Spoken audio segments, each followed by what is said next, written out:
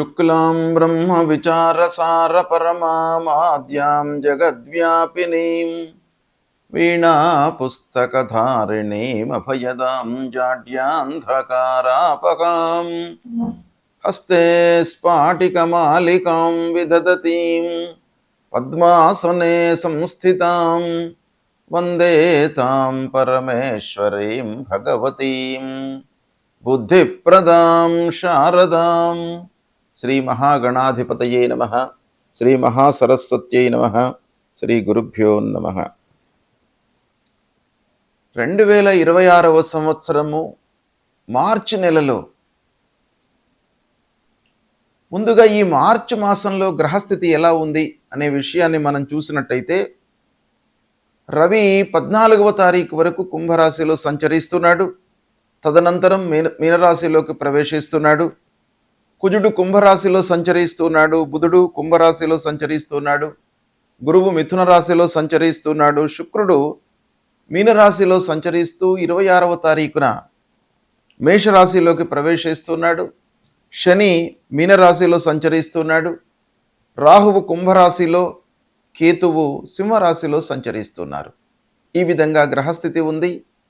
అయితే ఈ గ్రహస్థితి మూలకంగా మకర రాశిలో జన్మించినటువంటి పురుషులకు మార్చి మాసంలో గోచార ఫలితాలు ఎలా ఉన్నాయో తెలుసుకుందాం. మార్చి మాసంలో ఉన్నటువంటి గ్రహస్థితి, సంచారము, స్థానాలు, ఆ గ్రహాల యొక్క కారకత్వాలు, వీటన్నిటిని కూడాను మనము సాముదాయికంగా ఒక కాంబినేషన్లో మనం చూసినట్టయితే, మకర రాశి వారికి ఈ నెలలో పనులు ఆలస్యంగా పూర్తయ్యే అవకాశాలు ఉన్నాయి. పనులు పూర్తి అవుతాయి, కానీ ఆలస్యంగా పూర్తి అవుతాయి. దానిపైన మనసు నిలపండి, ఇంకా కొంత ఎఫర్ట్స్ ఎక్కువ పెట్టండి. ఇకపోతే ఉద్యోగంలో ఉన్నటువంటి వారికి బాధ్యతలు పెరుగుతాయి. పనులు ఎడిషనల్గా మీకు యాజమాన్యము అప్పగించేటువంటి అవకాశాలు ఉన్నాయి. తద్వారా ఒత్తిడి పెరుగుతుంది.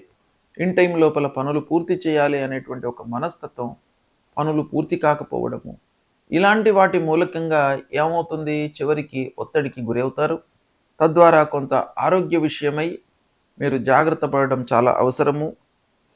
ముఖ్యంగా ఉద్యోగస్తులు ఆఫీసులో ఉన్నతాధికారులతో, అంటే మీ పై అధికారులతో, హైఅప్స్తో జాగ్రత్తగా ఉండాలి. వారితో మాట్లాడుతున్నప్పుడు కానివ్వండి, వారితో వ్యవహారం చేస్తున్నప్పుడు కానివ్వండి, మీరు చాలా అన్యోన్యంగా ఒక ప్రేమ భావంతో ఉన్నట్టయితే పనులు పూర్తి అవుతాయి. అయితే మీ పనితనానికి మట్టుకు గుర్తింపు లభిస్తుంది. ఆఫీసు లోపల ప్రమోషను, పదోన్నతి ఇలాంటివి వచ్చే అవకాశాలు ఉన్నాయి. అయితే వాటి లోపల అవి మీ చేతికి రావడానికి కొంత ఆలస్యం జరుగుతుంది.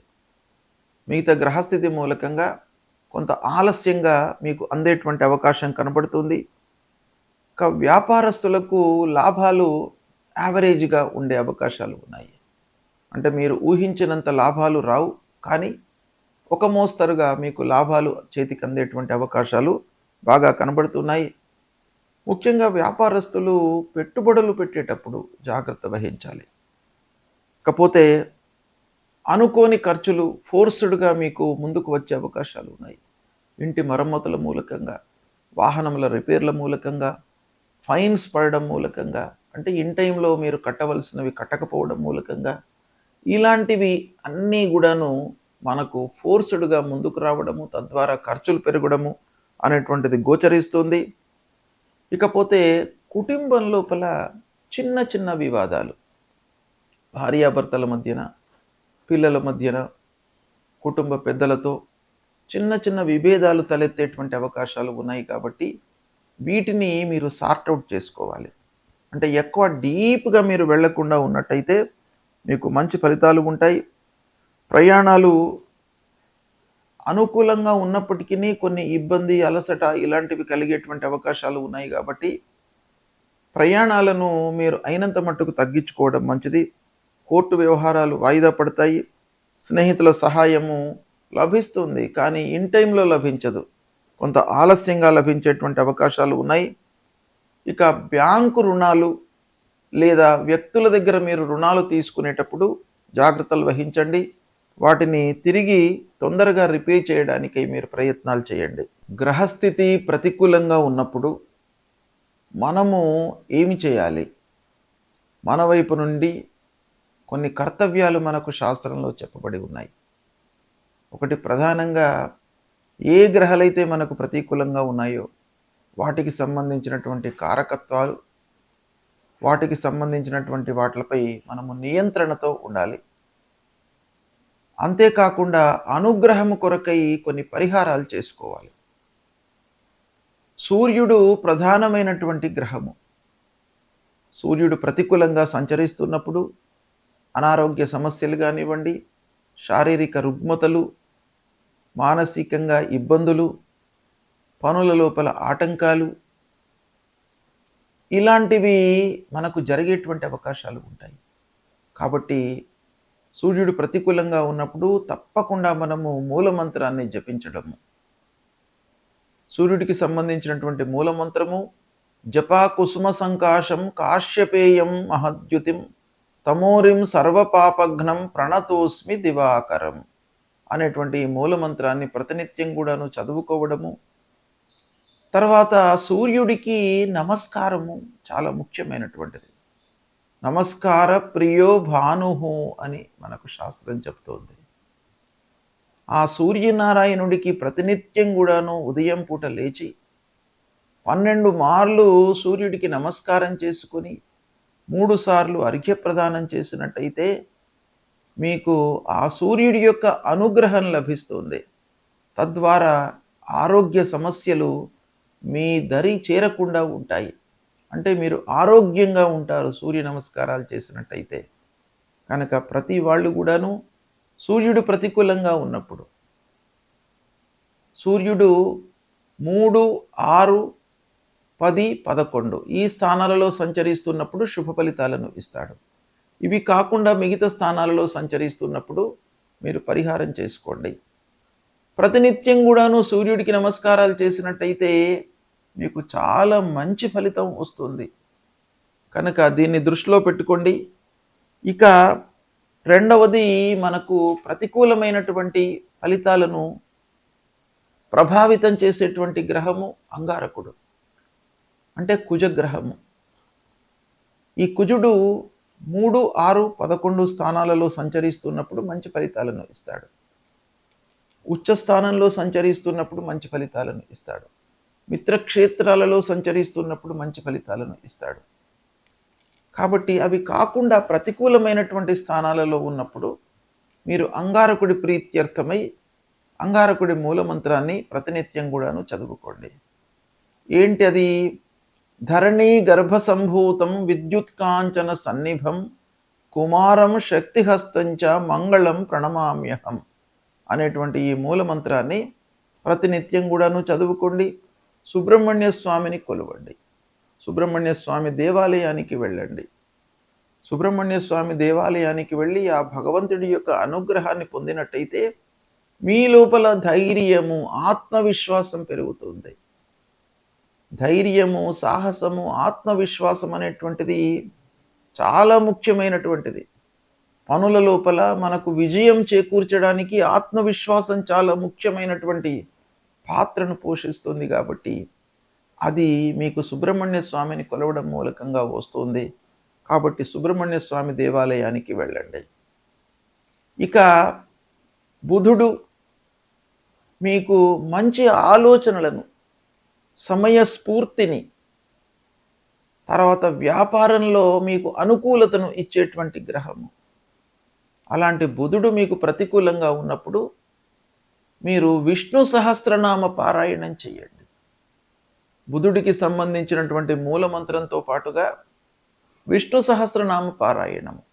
ఒకవేళ విష్ణు సహస్రనామం చేయడానికి మీకు సమయము చిక్కనట్టయితే అందులో విష్ణు సహస్రనామాలలో ఉన్నటువంటి చివరి శ్లోకము వనమాలి గదీ శారంగి శంఖీ చక్రీ చ నందకి శ్రీమాన్ నారాయణోర్విష్ణు వాసుదేవోభిరక్షతు అనేటువంటి ఈ మంత్రాన్ని ప్రతినిత్యం కూడాను చదువుకున్నట్టయితే మీకు ఆ భగవంతుడు శ్రీమన్నారాయణుడు మీకు మంచి ఆలోచనలను, సమయం లోపల నిర్ణయాలను తీసుకునేటువంటి ఒక మంచి బుద్ధిని ఇస్తాడు. తద్వారా మీకు వ్యాపారంలో లాభం చేకూరుతుంది. ఉద్యోగంలో మీరు మంచి స్థితిలో ఉంటారు. మంచి పనితనాన్ని మీరు ప్రదర్శిస్తారు. ఇలాంటి ఎన్నెన్నో విషయాల లోపల కూడాను మీకు మంచి ఫలితము ఆ శ్రీమన్నారాయణుడి మూలకంగా అనుగ్రహం లభిస్తుంది కనుక ఇది చెయ్యండి మీరు. తర్వాత గురువు ప్రతికూలంగా ఉన్నప్పుడు గురు మూలమంత్రాన్ని చదువుకోవడము, గురువులను సందర్శించుకోవడము, సద్గురువుల యొక్క ప్రవచనాలను వినడము, దక్షిణామూర్తి స్తోత్ర పారాయణం చేయడము, తర్వాత మూలమంత్రము గురువుకు సంబంధించినటువంటి మూలమంత్రం ఉంటుంది. దేవానాంచ ఋషీణాంచ గురుం కాంచన సన్నిభం వందనీయం త్రిలోకానాం తం నమామి బృహస్పతిం అనేటువంటి ఈ మూలమంత్రాన్ని ప్రతినిత్యం కూడాను చదువుకోండి. తల్లిదండ్రులను సేవించండి. ముఖ్యంగా గురువు మీకు ప్రతికూలంగా ఉన్నప్పుడు 2, 5, 7, 9, 11 ఈ స్థానాలలో సంచరిస్తున్నప్పుడు గురువు మీకు మంచి ఫలితాలను ఇస్తాడు. ఉచ్చ స్థానంలో ఉన్నప్పుడు మంచి ఫలితాన్ని ఇస్తాడు. మిత్రక్షేత్రంలో సంచరిస్తున్నప్పుడు మంచి ఫలితాలను ఇస్తాడు. శుభ దృష్టితో ఉన్నప్పుడు మంచి ఫలితాలను ఇస్తాడు. కనుక ఇది కాకుండా మిగతా స్థానాలలో సంచరిస్తున్నప్పుడు తప్పకుండా మీరు ఈ గురువుకు సంబంధించినటువంటి పరిహారాలు చేసుకోవాలి. ఏ స్థానంలో ఉన్నప్పటికీ తల్లిదండ్రుల యొక్క ఆశీర్వచనము, అనుగ్రహము మీకు చాలా అవసరము. కనుక ప్రతినిత్యం కూడాను తల్లిదండ్రులను మీరు సేవించండి. వాళ్ళ యొక్క ఆరోగ్య సమస్యలు, వాళ్ళ యొక్క బాగోగులను మీరు తెలుసుకోండి. వాళ్ళ మూలకంగా మీకు చాలా మంచి జరుగుతుంది. కాబట్టి తల్లిదండ్రులను ప్రేమించండి. ఇక శనీశ్వరుడు, శని మూలకంగా మీకు కొన్ని పనుల లోపల ఆలస్యము, ఆర్థిక సమస్యలు జరుగుతాయి. కాబట్టి శని ప్రీత్యర్థమై హనుమాన్ చాలీసా చదువుకోండి. శనిగ్రహాన్ని నవగ్రహాల లోపల పశ్చిమ దిశ లోపల శనీశ్వరుడు ఉంటాడు. ఆ శనీశ్వరుడికి సంబంధించినటువంటి మూలమంత్రం చదువుకోండి. అదేవిధంగా రాహుకేతువులకు సంబంధించినటువంటి మూలమంత్రాలు, అమ్మవారిని దర్శించుకోవడము, విఘ్నేశ్వరుణ్ణి పూజించడము ఇలాంటివి చేసినట్టయితే మీకు గ్రహస్థితి మూలకంగా కలిగే దుష్ప్రభావము, దుష్ఫలితాలు దూరమయ్యి ఆ భగవంతుడి యొక్క అనుగ్రహం లభిస్తుంది. శుభం.